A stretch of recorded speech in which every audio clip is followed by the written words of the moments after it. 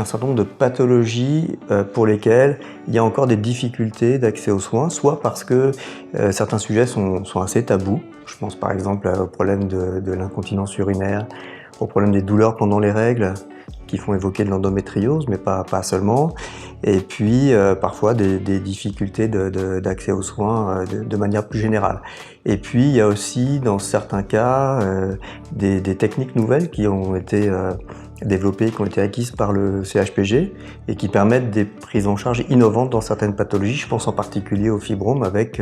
ce qu'on appelle l'IFU, qui est une technique d'ultrasons focalisé pour des traitements non chirurgicaux, des traitements conservateurs en cas de fibrome par exemple. Et puis bien sûr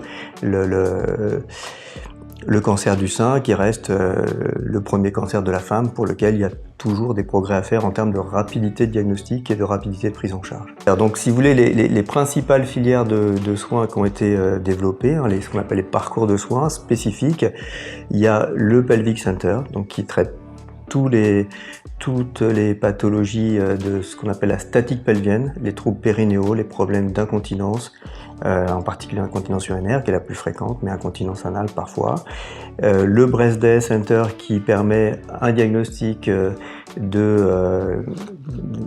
diagnostic de cancer du sein, la prise en charge thérapeutique dans les meilleurs délais. Le Fibrome Center. Et puis le dernier sujet qui est l'endométriose, qui est un sujet très difficile parce que finalement beaucoup plus fréquent qu'on l'a imaginé pendant très longtemps, où il y a des difficultés de diagnostic et puis de prise en charge, parce que la prise en charge peut être complètement médicale, elle peut être chirurgicale, et puis là aussi, selon les cas, il y a des difficultés parfois de fertilité qui nécessitent l'intervention de spécialistes. Si on veut décrire de manière un peu commune toutes ces filières, le principe c'est rapidité d'accès avec un numéro unique pour les patientes qui va permettre les rendez-vous avec tous les praticiens concernés, idéalement sur une journée dans la plupart des cas, avec les examens radiologiques, les consultations avec les médecins spécialistes de la prise en charge, que ce soit une prise en charge médicale ou chirurgicale,